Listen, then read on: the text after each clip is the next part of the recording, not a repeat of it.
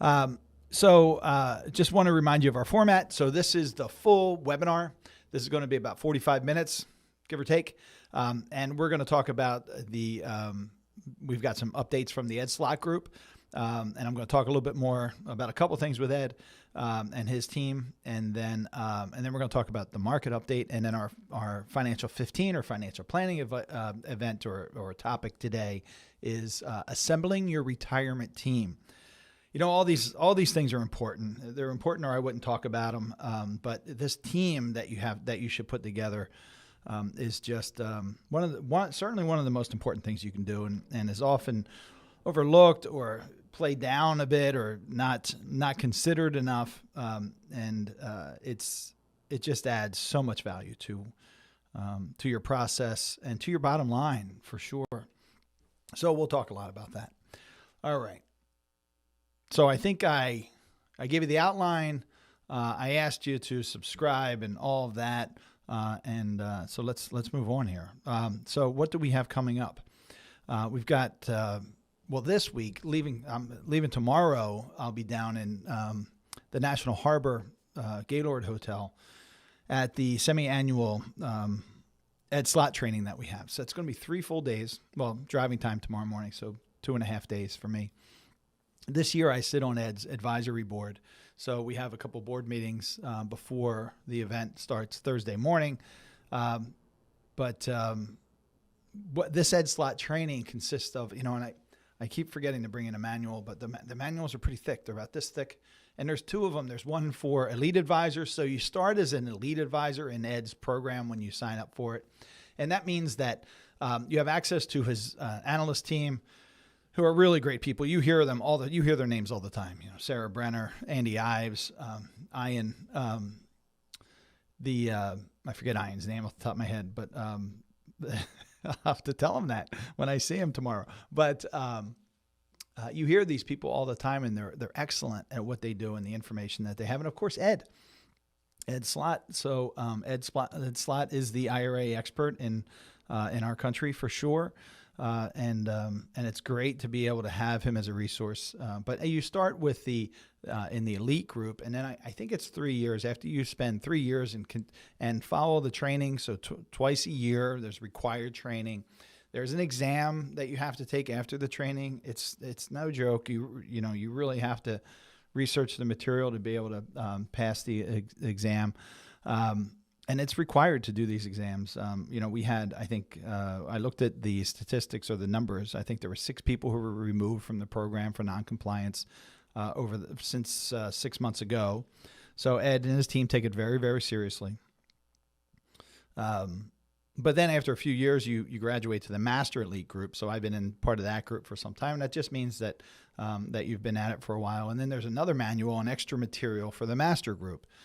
So we dig a little deeper and get a little more specialized. But I've shared with you before that one of my favorite parts is the tax law updates and reading the court decisions. So I'm going to have some things to share with you over the weeks coming back from the training event. So it's important. So I've got that this week. And then on May 16th, we have Ed Slott and David McKnight joining us live at the Newtown Theater in Newtown.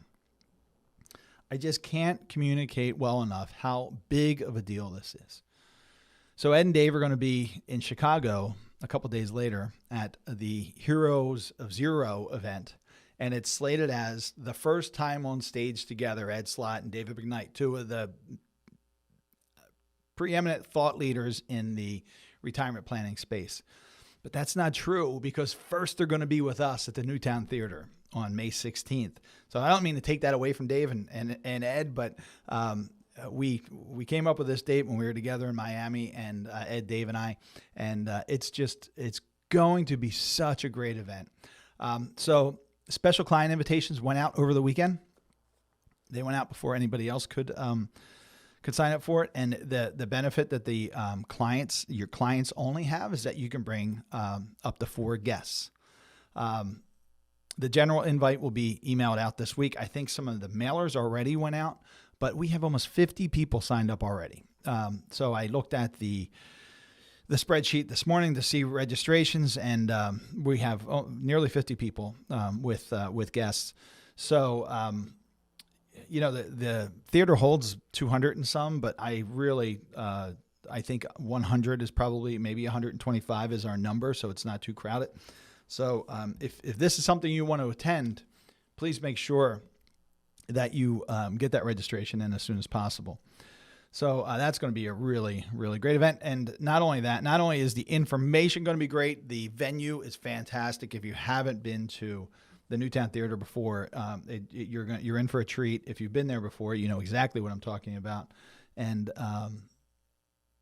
if the caterer is Joe Garvey, or a local well-known chef who does a lot of great charitable events around, and all the kind of the premier events, Joe is there catering, and he's going to be there, and his food is just unbelievable. So if it's not for the the information, come for the food.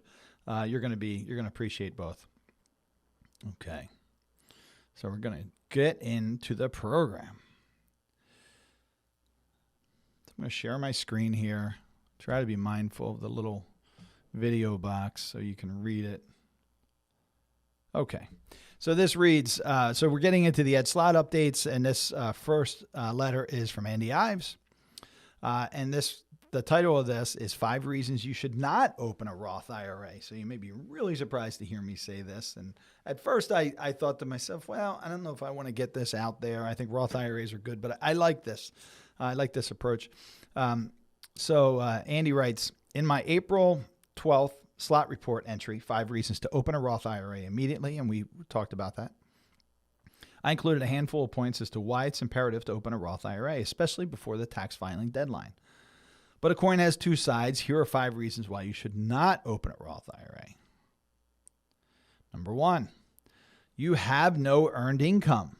To be eligible to open a Roth IRA or traditional IRA, with a contribution, a person must have compensation. Wages, salary, commissions, and or other dollars received for personal services all qualify as compensation for IRA contribution eligibility.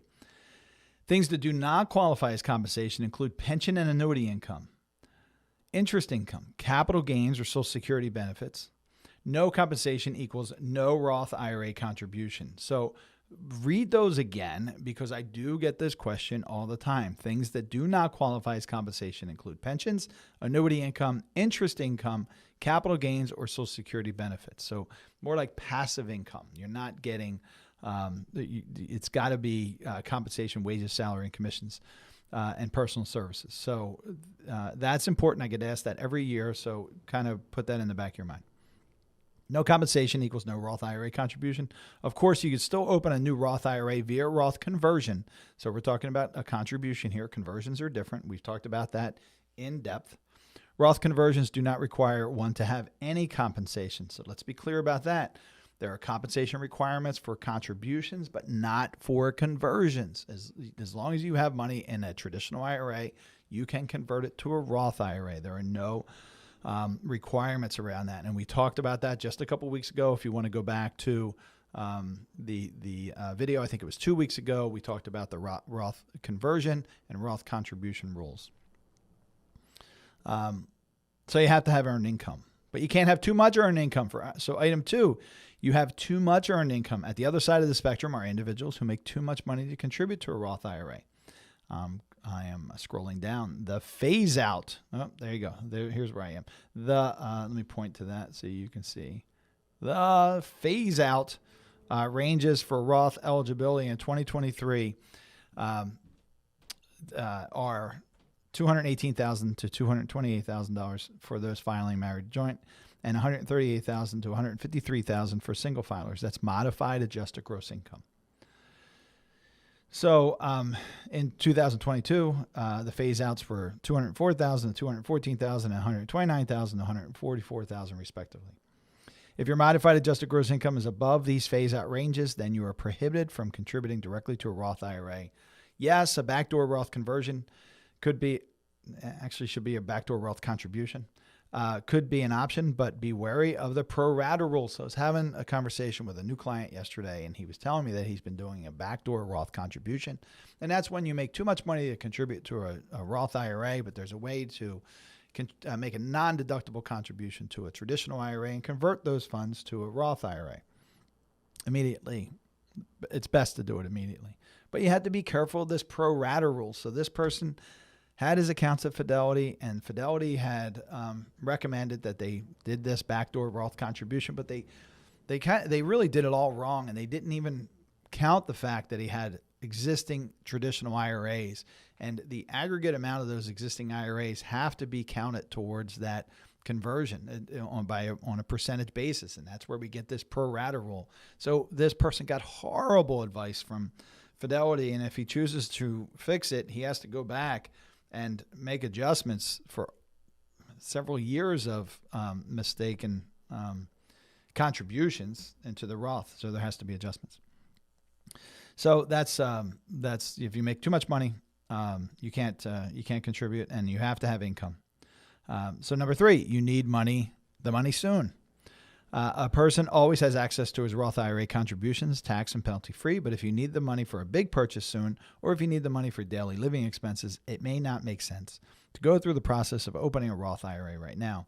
This is especially true if you're under age 59 and a half. Let's pay attention to that. And need access to any earnings that might accrue within the Roth IRA. For those who need cash now, or for big purchases at some point in the near future, a non-qualified regular account might be a better option. If managed properly, you will have full access to the principal as well as the earnings. So just be careful. That's the 5-year rule. The 5-year rule can be a little daunting for people. It is much more complicated under the age of 59 and a half, but pretty darn simple over age 59 and a half. You just have to own any Roth IRA for more than 5 years if you're over 59 and a half, and then all contributions, conversions, and earnings are available to you tax-free.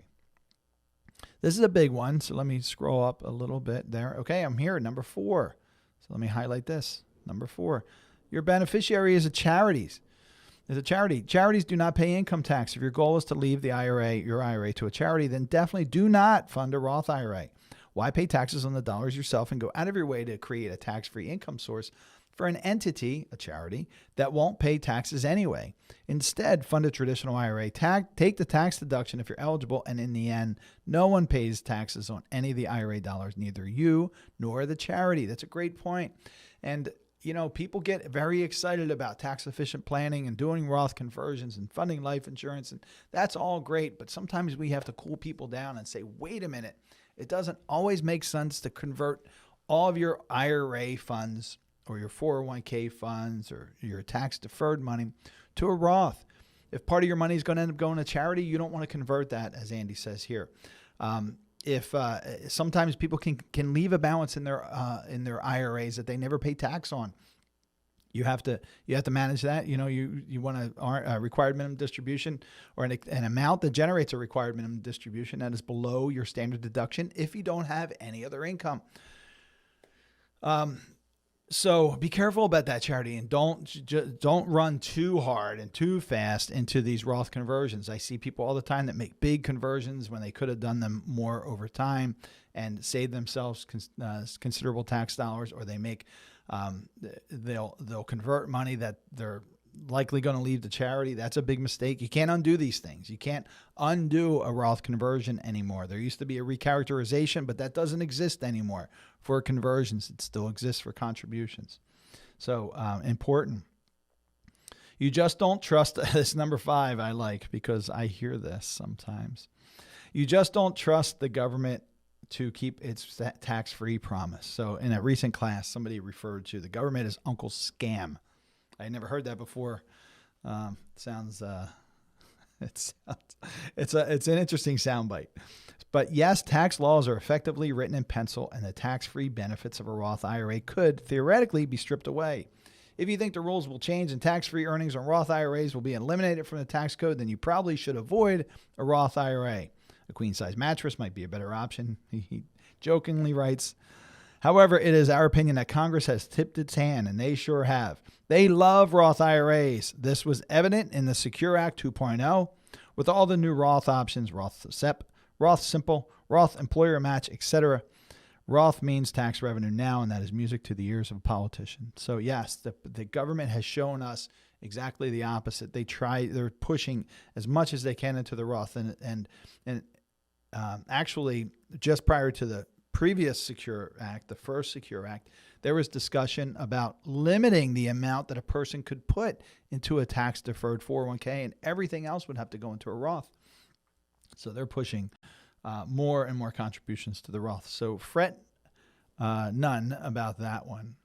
But good work, Andy. All right, now we're going to go into our mailbag. And I see, hello, John. Good to see you. I have a whole segment I'm going to do about QCDs, or qualified charitable distributions. So I keep a running list of future webinars and topics, and I put things in there.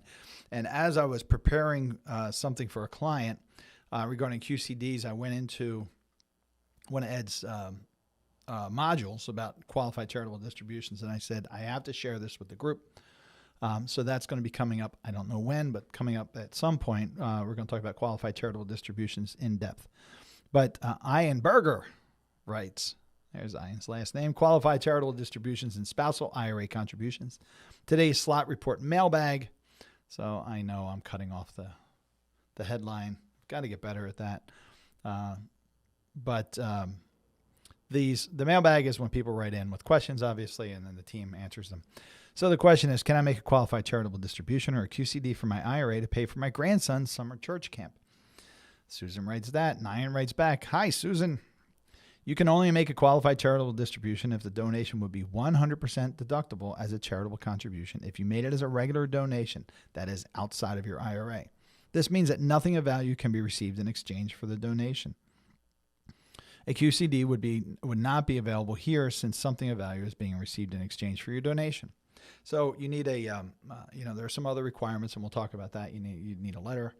You need not receive anything meaningful as far as a value. And Ed always says, just don't take anything. Just don't take anything in exchange. But you want if you're going through the work of this qualified charitable distribution, then make sure it's legit. So the next question Ian has. My wife and I are both 62 years old and semi-retired. This year, I will have earned income of approximately $10,000, and she will have earned income of $6,000. Can we both fully fund an IRA in 2023? The threshold is the limit is $7,500 each, even though her earned income was only $6,000. So this is that spousal contribution question, and he writes, in other words, do spousal incomes combine? Thanks for your insight, Greg. So the answer is, Greg, yes, you can each make an IRA contribution of $7,500 this year. You can make a $7,500 contribution because your compensation, Greg's compensation, is at least that amount. And your wife can make a $7,500 contribution because your combined compensation, $16,000 minus the amount of your contribution, $7,500, equals $8,500 and is at least as high as $7,500. So I hope you understood that. But people forget about these spousal contributions. This is something I also remind people about on a regular basis. And I say, well, we can do all this with Roth conversions, but if you're below the phase-out threshold, then we can also make a Roth contribution. And if you have income, you have to have income, remember. But if you have income and you're below those phase-out thresholds, then you can make a contribution for yourself. And even if your spouse isn't working and you meet the minimum income requirements, then you can make a contribution for your spouse. So that's another $15,000 today, if you're over 50, that you can put in. So really great point. All right. Let me switch over here. Okay, that ends our slot. Mailbag and report. Now let's talk about the markets. So not much happened last week, huh? Lot of noise, a lot of activity, a lot of uncertainty, but not a lot of movement. So the Dow Jones Industrial Average was down 0.19%. The S&P 500 was down 0.09%. NASDAQ was down 0.42%. The MSCI World Index, which is everybody but the U.S., this one, ex-U.S., was down 0.02. Emerging markets were down 1.95. The Europe, Asia, and the Far East was up 0.05. And 0.28, negative down 0.28. It's all very, very flat, not much movement. You didn't miss much in the market last week. If you were in or out, you didn't grow, you didn't miss much. And we're going to, in our research reports, we're just going to all talk about, this is all this uncertainty is about where the economy is heading. What kind of signs are we seeing that we're going to have some slowing? What does that mean for the Fed? We're just in this point of who the heck knows. And now we're rolling into a presidential election too. And that's going to be a whole other level of uncertainty. So get ready to kind of sit and wait, but see a lot of volatility along the way. Interest rates went up slightly, so the 6-month Treasury went up 0.2%, 0.02%. The 2-year Treasury went up 0.08%. It's kind of more about that. A whole lot about nothing, right? In the end, by the end of the week. So I'll read you Cornerstone. So again, Cornerstone is our partner group that we hired in December to help us with investment research, development, and implementation. You'll notice I didn't say management. So research, development, implementation. So they're a resource of ours for these things. And I'll just repeat that we hired Cornerstone because we think it's going to be, first of all, it's just great to have this expertise right on call all the time. We have investment meetings twice a week with them. But we think it's going to be a heck of a bumpy ride for the next year to 3 to 5 years. And we want all the help we can get here. So they wrote, stocks were a little changed on the week as investors digested mixed corporate earnings reports and grappled with the possibility of a Fed pause balance with signs the economy is slowing. Earnings will heat up next week and could be market moving based on the forward-looking guidance given. And I'm just they talked a bit about Congress and the debt ceiling, but they said we wouldn't expect to deal with Congress about the debt ceiling until June, and we urge investors to look past the noise and stick with their long-term plans. So that was Cornerstone. The Wall Street Journal wrote, falling diesel prices may signal an industrial slowdown. There was a great chart there with comparing diesel and gas, but I'll just read this to you. U.S. diesel prices are half last May's record, proving relief for companies that use diesel to power machinery or haul supplies, but also raising concerns over the waning manufacturing output and trade that have dented the appetite for the fuel. The darkening industrial outlook, which contrasts with low unemployment and a robust service sector, has pulled benchmark diesel futures down nearly 25% this year to $2.53 a gallon. So that's saying that they're seeing less appetite. So people are demanding less for this fuel. It was very high last year, high demand, high prices. Now it's waned. So is that a precursor for a waning economy as well? And don't forget, you and I want a robust economy to keep going, right? As investors, the Fed right now wants a more slower, or I'll just say slower economy because they need to continue to reduce inflation. It's down to 5% year over year now, but their target is still 2.5%. BlackRock writes, emerging market assets have the edge for now. So the BlackRock is saying, not smaller countries, but smaller economies around the globe, they're expecting them to outperform. We are leaning into our preference for emerging market assets due to China's restart, ending emerging market interest rate hiking cycles, and a weaker U.S. dollar, they say. Let's see what else we have. Oh, my favorite person right now, the Empower guy. He's talking about banking failures. There was a really good piece in here that I wanted to share with you.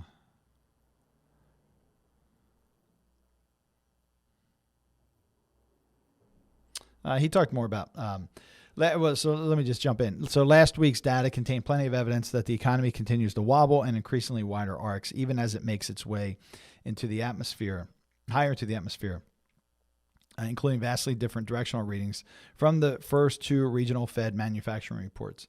So they're talking about they're getting conflicting reports, and the Fed, again, just doesn't quite know which way to go with things, and there's conflicting information. So I shouldn't say the Fed doesn't know which way to go with things, but it's hard to read what the Fed's going to do because of this conflicting information. They talked about corporate earnings, contained a few obvious signs that the economy's flight path is anything but straight and level, while commentary from banks regarding the health of the banking sector itself was again comforting. A handful of lenders, both big and small, missed estimates. So the estimates of what the earnings would be, they came in below those. A reminder that the climate for banks remains extremely challenging, even if there aren't any more banking failures hiding around the corner. Okay. J.B. Hunt missed its estimates, citing a freight recession caused by declining construction activity. Something we haven't seen in a while is construction activity decreasing. Hopefully, the construction prices, I'll say from a personal level, I hope that starts falling. But the company's warning, back to J.B. Hunt, the company's warning was later echoed by the trucking industry's own trade organization, the ATA, who reported that trucking tonnage fell by 5.4% in March, the biggest drop since April 2020 when the global economy was essentially closed. So they're saying they've had the biggest drop since the pandemic in the trucking tonnage, so how much they're moving in trucking. So really interesting information going on. Okay. Boy, folks, we were right on time. That's good. All right, we're going to switch over to your Financial 15, and we're going to talk about assembling your retirement team. So let me make some adjustments here, and this is the part where I didn't mention earlier, and I should have. I should have reminded you that our videos are broken up into two options that you'll find on YouTube. So you'll see the entire broadcast, and that's usually in yellow, and it I think I deleted it already, but I'd share it with you. But it shows the topic, and today's topic is assembling your retirement team, and it says Tuesday weekly webinar. And then we have another one that says the Financial 15, right? Just the Financial 15. Why didn't that circle? The Financial 15, and then it'll say again, assembling your retirement team, and we have that in orange. So what that means is, no, we're not just duplicating videos. We take the last segment, just this segment, the Financial 15, and create a separate video, because I realize that some of you may not want to hear me go on for the full 45 minutes and just might want to get to this topic.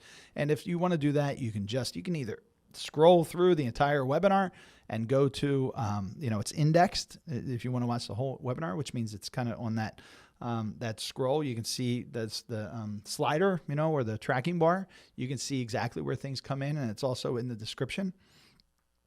But the Financial 15 is just this part of it, just this topic, and that is this week is assembling your retirement team. So let me get rid of that circle.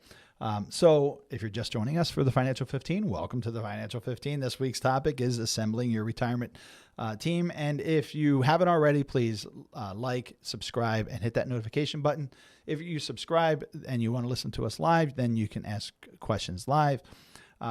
And if you're subscribed, then you certainly will get notifications every time we post a new video.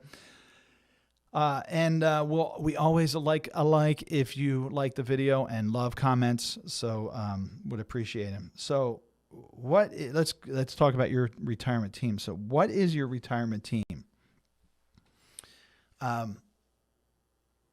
When you're planning for retirement, or even if, we talk a lot about retirement, but we've been working with a lot of younger folks in their 40s, but even when you're just kind of getting yourself together, right? You've been doing things all over the place, saving, you've been watching some things on YouTube or reading books, or just maybe you're working with somebody, but you're only getting a portion of what you feel like you should be getting. A lot of people come to us and say, I've been working with the same financial advisor for the last 30 years, and we've done great, we've grown, but I just don't feel like I have a plan.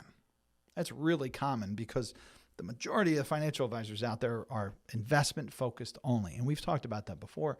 Investments are a very, very important part of it. We spend a lot of time, resources, and energy around putting our investment portfolios together and making sure that they're optimized and doing exactly what they should be doing. But I have to tell you that most of the lion's share of the work is done in the plan, especially from a tax efficient point of view. So if you want this as you're getting serious. Now I say, I don't mean that in any demeaning way or anything like that, but when you're digging in and you say, okay, I've got, whether you're in your 30s, 40s, 50s, 60s, and if you're in your 60s, you're preparing for retirement, or maybe you're 50s, but you're finally saying, I really need to take a look at this. I need some certainty and I need some direction.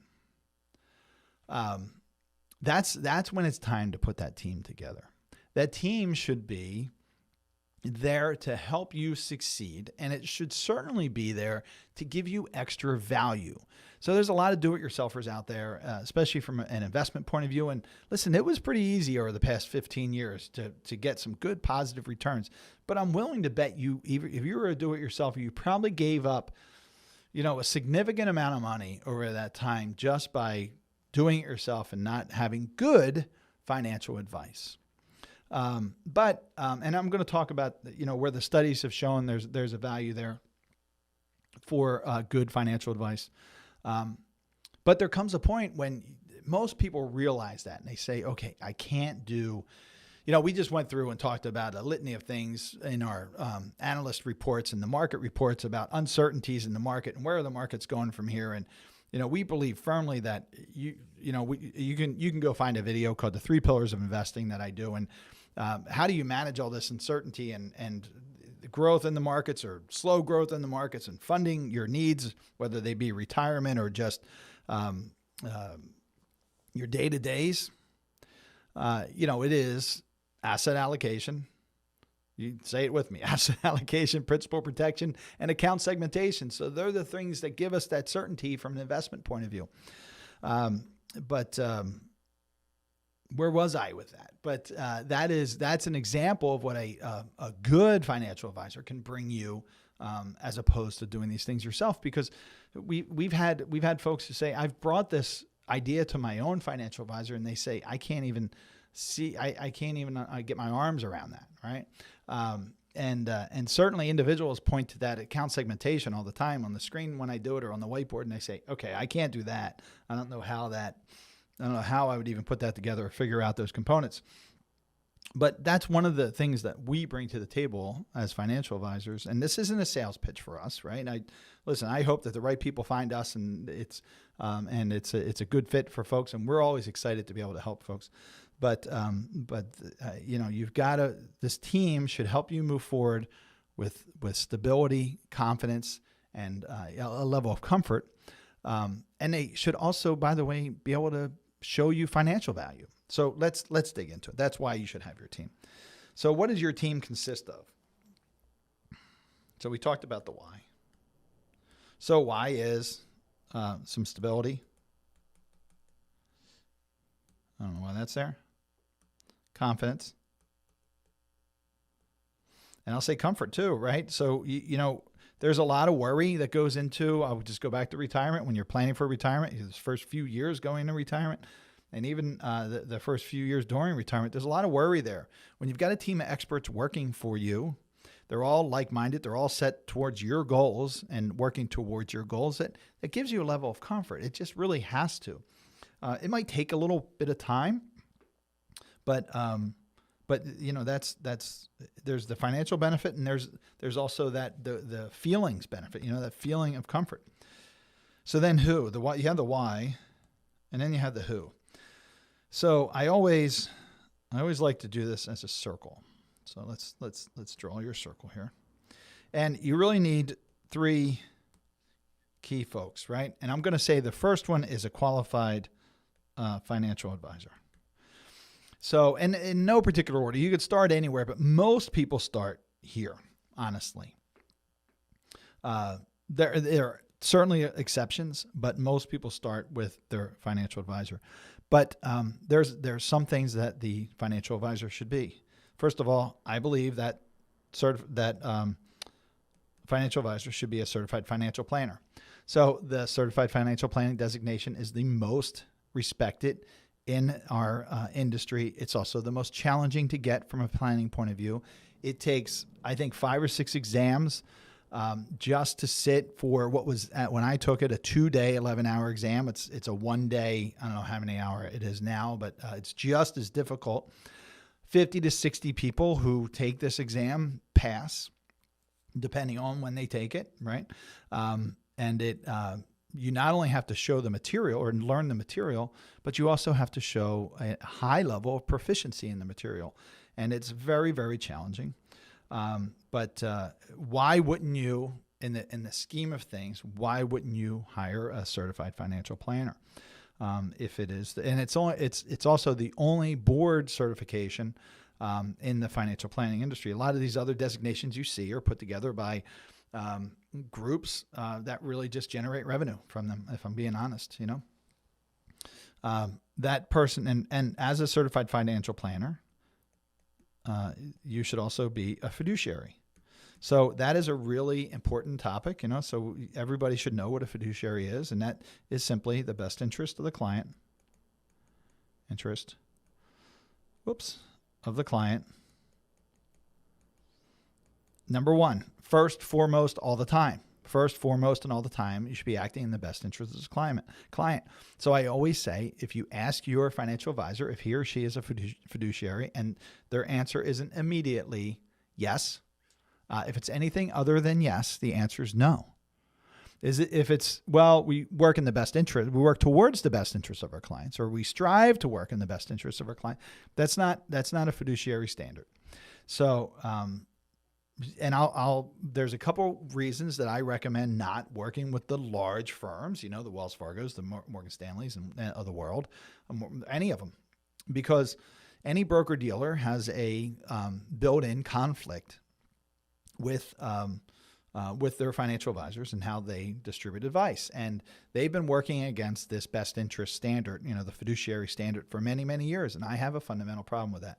So you want somebody who is absolutely a fiduciary. You also want somebody who can give you tax advice. So one of the other problems with so that should be a yes, right? Fiduciary, yes. Tax advice, yes. Taxes are going to be one of the most expensive areas of your retirement, whether you're managing them from a tax efficient point of view, or it's going to be even worse if you're not being tax efficient. But what did most of the large firms say? They write it on their statements. They write it on their reports. They say, we do not provide tax advice. They just wave it off. We don't do it. So one of the largest, one of the most impactful areas of your retirement, they don't get involved in. No, we don't give tax advice. That is, I'm not saying we don't, I'm saying that's what they say. So we are tax planners. We give tax advice. We don't do tax preparation, but we are tax planners. It's important. It's vitally important. We show people on a regular basis how it's hundreds of thousands, if not millions of dollars difference over their lifetime or at different times in their life, by making changes that are tax efficient. So if you don't think that giving proper tax advice, good tax advice, can make a big difference in a client's portfolio, or in your, not even portfolio, but in total financial plan, you're kidding yourself. So it drives me crazy that these folks say, we don't do that. We don't give tax advice. And the reason they don't is because it's very complicated. So I'm heading to the slot training event tomorrow. I'll be there for a few days. I think there's now 460 plus of us in the entire country. So I want you to think about that for a minute. So think about it this way. So there's hundreds of thousands. I don't know the number. I should have looked up the number, but let's just say hundreds of thousands of financial advisors out there. And I think it's more like 600,000 plus. Somebody can fact check me on that. 600,000 plus of people who call themselves financial advisors, financial planners, financial professionals. It's a very generic term. And then you get a smaller amount of those, who have some level of designation, right? So some level of designation. Like I also have an accredit. I'm not only a certified financial planner, but I also have a designation of accredited investment fiduciary. That just means that I have additional training in the fiduciary process. This is something I teach to attorneys and other financial advisors. I'm doing it again where I'm cutting off my screen, aren't I? Sorry.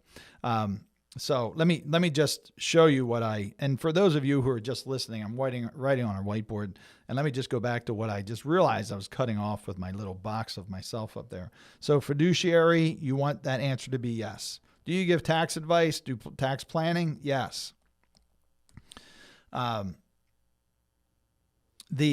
back over here, I was talking about the accredited investment fiduciary. That's an example of another designation, and there's lots of them out there. So if your financial advisor has a designation, you should ask them what it means, what they had to do to earn it, because some of these you could get in a weekend. Really, I'm not kidding. And what the requirements are. The other thing about a certified financial planner is that there are ethics requirements. We have to have, we have ethics training and ethics. We have a pledge of ethics every single year, or every time we renew our designation, which is every 2 years, I believe. But there should also be an ethics requirement. So then you have your certified financial planners, and you can see this number gets smaller and smaller. So it starts with hundreds of thousands. Much smaller amount has any designations. A much smaller amount are certified financial planners. And I think you want to deal with certified financial planners who are not affiliated with the big firms because of the conflicts I talked about. Remember, the big firms are focused on the value of the stock at the end of the day. That's really what those big companies are focused on. You want somebody who's going to be focused on your needs, the client needs. And then the smaller, as the pyramid gets smaller, you've got the 400 plus members of the Slott Group. Also, you want to get even smaller. It's the folks who are in the Slott Group and the Power Zero Group. Now, these are very specialized, and I think there's a lot of value in the tax efficient plan that surrounds that, the membership and the allowance to be in that group. But you want to find the people who are well qualified, working towards your direction. Listen, if you want to invest in crypto, I'm not your person, right? If you want to focus all of your financial planning on making the maximum amount of money that you can possibly make, just darn the consequences and tax efficiency and passing it effectively if there's anything left, or spending efficiently. If you just want to earn the maximum amount and swing for the fences all the time, I am not your person. We are not your people. If you want to have a comprehensive plan that shows you how to be tax efficient and keep more of your money and have that stability, comfort, confidence, that's what we do. But if you're swinging for the fences and you want to find the best crypto arrangement or make as much money as possible, there are financial advisors out there who you can find. So you should find the people who fit for you. I think when you're putting together a good, solid retirement plan, part of the team should be a financial advisor that fits this mold. The certified financial planner should absolutely be a fiduciary. Let's just highlight these. Should absolutely be a fiduciary certified financial planner. Should absolutely do tax planning, and I think should be in one of these specialized categories, either Ed Slott Group. Listen, if you're focusing on retirement, nobody knows more about this area than Ed. And I love going to these programs, whether it's Dave's programs as part of the Elite Power Zero Group or Ed's programs, because I kid you not, I am surrounded by the brightest minds, and it's not just Ed and Dave and their team, but the other advisors in the room. I learn something new every time I'm there, and that's exciting. And I often get to teach new things, and that's exciting too, to my colleagues. Okay, so that's your financial advisor, C.F.P, right? That's team member number one. And again, no particular order, but often this is how it rolls out. The second is a C.P.A. Let's say an accountant. So now I know a lot of you folks like to use TurboTax and things like that, but I have to tell you, I've never, ever, this is just my personal experience in 22 years in doing tax efficient planning. I've never had an experience where somebody hasn't worked with a professional who hasn't had better results. Whether it's, again, just the comfort of knowing that someone's there, but really even the financial results. I see all kinds of crazy stuff coming in. I talk to one of the, I have frustrating conversations with financial advisors for sure, who I think should know better. But my gosh, some of the crazy conversation, I use this as an example with somebody about a C.P.A. who was telling a person who's a regular attendee on these programs that he could not make a contribution to a Roth IRA, even though the tax code clearly says he can, and wanted this person to pay a penalty ahead of time to make this contribution, which is one of the craziest things I've ever heard. But it doesn't even rank at number one because every single year I hear stories of accountants and attorneys too sometimes, but certainly accountants. So I think that accountant should be a C.P.A. And I think that accountant should, again, align with your beliefs and what you want to do. So if you're working towards tax efficient planning, that C.P.A. should understand and recognize the value of tax efficient planning, but understand all the nuances around it. Like if your modified adjusted gross income falls over the phase out thresholds because of a Roth conversion, that still means that you can make a contribution, a Roth contribution. And that's very specialized. But if you're choosing a CPA to help you, and that's the direction that you're going, you should have a CPA who understands that. You want a CPA because of all the same reasons that you want a certified financial planner: education, proven proficiency, right? CPA exams are very difficult, just like C.F.P. exams. So proven proficiency in that education. It's not all about education. People can sit in a class and hear something and then not be able to be proficient about it. So you want education proficiency, and you want ethics. Same thing with CPAs, or ethics requirements, and you want that. And there's an independent CPA board. All of those things. Most CPAs, so going back to the type of CPA you want that fits the mold of what you're trying to do, if you're working towards tax efficient planning, and if you're listening to this, it's probably your situation, you want a forward-looking CPA. What does that mean? Most CPAs spend the time looking in the rearview mirror. So I wish I could draw. I can draw pretty well, but I can't draw what I want to. That looks like just a car, but here's your CPA, and this is actually your rear view mirror. Let me see if I can pull this off. It's not bad, right? And this is where most CPAs live, right? This is your rear view mirror, because they look back at what you did last year or the year before, and they said, okay, well, let's do this. Or, hey, look, I trimmed a couple of things and I saved you a couple of dollars this year compared to last year. Therefore, I'm good at what I'm doing.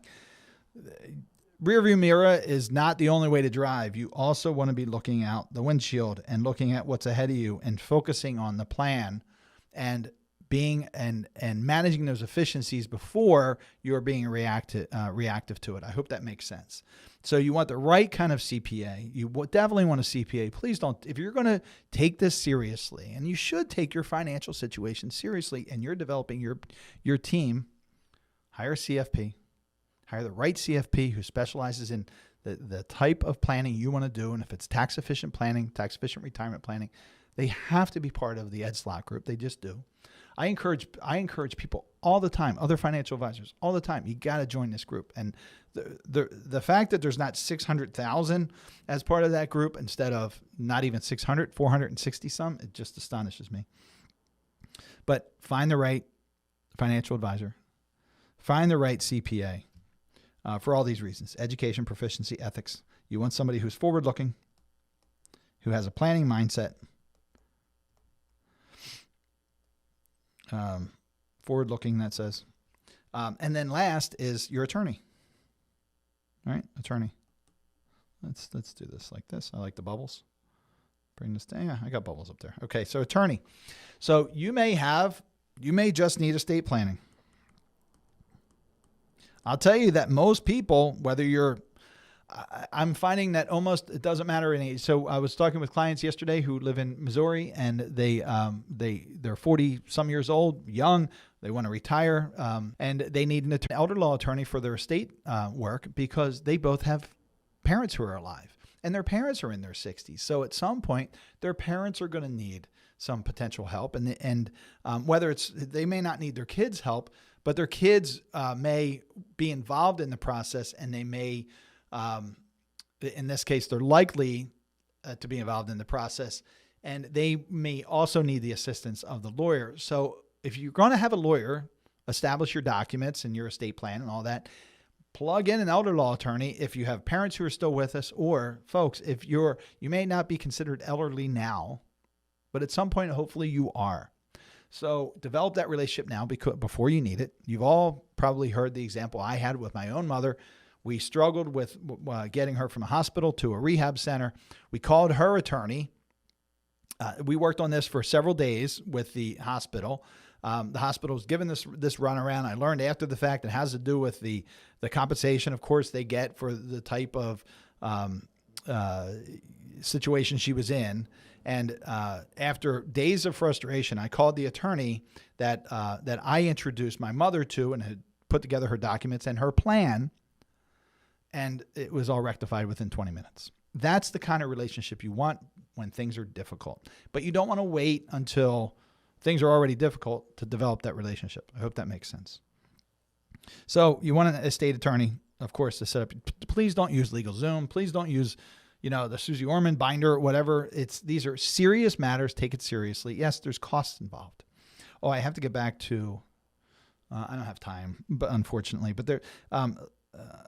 but anyway, I'll just mention it in a second. But and you may need other attorneys. If you've got a business, you may need a business attorney. If you own real estate, you may need a real estate attorney. If you have employees, you may need somebody who focuses on employees. You just want to make sure it's the right person for your situation and have the very best. Don't mess around. Don't go for cheapest. Take it seriously. Okay. And also, this needs to be a specialization. Now, I don't think attorneys can say specialization or specialize, but I can. So you want somebody who specializes in the area of estate planning and certainly elder law. You don't want your brother-in-law who works, who's a corporate attorney or the person who, can also help you with the slip and falls or get you out of the parking ticket or speeding ticket. That's not your attorney for this. You want somebody who specializes. Now I'm going to say, let me just look at my notes. Okay, I think I covered everything, but I do want to come back to one thing regarding financial advisors, and this is to the do-it-yourselfers. So this is an often touted study. This is the Vanguard's what we call alpha study, and Vanguard has said that, we all like and trust Vanguard. That's good. I used Vanguard in some of my investments. Most of us like Vanguard and respect them. Vanguard says that a good financial advisor can add about 3% to the value, that should be plus 3% on an annual basis to the value of a portfolio. So that's good. So you do-it-yourselfers, you're giving up that potential 3% a year. And a lot of financial advisors tout this on an ongoing basis. But what they don't do is they don't get into the weeds of the study. So you have to pay. This goes back to hiring the right financial advisor, because just a suitable asset allocation, I'm up here, using broadly diversified funds and ETFs, which is what most financial advisors do, actually adds about zero value. So basis points is a percentage. So when you see 30 basis points, look at it like this, 0.30%. So 0.14%. Cost-effective implementation, so having your asset allocation and then it being cost-effective, well, that can add 0.30%, so that's good. Rebalancing adds 0.14%, but that can be pretty well automated. Behavioral coaching is a big one. Telling people when, how they should be allocated, when they should, if they're having a difficult time in the markets and they're doing things, like the Fidelity Magellan Fund returned, it was something like 12% over the life of their fund. It might have been higher, it might have been 14%, but your average investor earned 3% famously. And the reason is that they're always in and out. So that behavioral coaching is one of the things.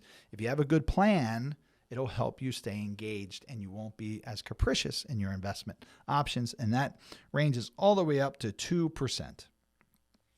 A good asset allocation ranges from 0 to 0.60%. That's what that is. A spending strategy or a withdrawal order. This is another huge one. This can go all the way up to 1.20%. And the way, certainly the way we do it with account segmentation, I think adds more value than that. And then total return versus income investing is just about 0. So you can see you can up to or even exceed 3% in net returns. What they don't talk about is tax efficient planning. And I'd love to get a quantification on that because that's just a huge number, but well above that. So for you do-it-yourselfers out there, just consider these things. And if you're working with someone, I hope I didn't cut myself off. That's pretty good. If you're working with somebody that's only doing this suitable asset allocation using broadly diversified ETFs, it's not adding any value to your situation. You want good tax efficient planning. You want true financial planning, comprehensive planning. Anybody who's been through our financial planning process cannot argue that it's not comprehensive for sure. And you want this you want all your folks to be fiduciaries, but certainly your financial advisor to be a fiduciary. All these folks have fiduciary requirements, by the way, and they should take them seriously. I told you I teach attorneys on a regular basis fiduciary process, and it's important. So you want these members of your team. We talked about why you want these members of the team, and you want them all working together for you. You want them all communicating. It is not uncommon that I'm having conversations with clients' attorneys, C.P.A, sometimes without the client, just coordinating what we're doing. Again, often, I'm only speaking from my experience, we are the ones kind of driving the wheel here and keeping everybody engaged. Attorneys are typically reactive. I know one good attorney in the greater Philadelphia area here who reviews their clients' estate and plan every single year. You know, if you've been listening to me, that it's very vitally important to review your financial plan every year. There's only one attorney I know who does that on his own without it being a reactionary thing. What do I mean by reactionary? Most attorneys, they'll do something when you pick up the phone and say, hey, I got a problem. That's okay as long as you got somebody else, and usually that's the financial planner, financial advisor, leading the charge here and keeping everybody engaged. And that accountant shouldn't be afraid to work through the plan throughout the year. Yes, often you get billed for that time, but folks, it's worth it. So financial advisor alone, per the Alpha study, can add up to 3% or more. Tax efficient planning adds much more, in my opinion. But plugging in these other professionals to work for you, everybody's got to be working for you, is going to add much more value financially, but certainly your confidence, comfort, and stability for sure. All right. I hope that was helpful. That, folks, is the program for today. Let me get back to just me. There's just me. That's the program for today. Looking forward to seeing you soon next week at the Slott event in May. If you have any questions, anything I didn't answer, anything you want to discuss, anything you'd like to hear me discuss, shoot me an email. If you need to make an appointment with us, the best way to reach us right now, because my calendar is packed full, is to reach out to us at admin@attleborowealth.com. That's admin@attleborowealth.com. If you haven't already, hit the subscribe, like, and notification button on this YouTube video. And other than that, have a great day. Have a great week. Take care.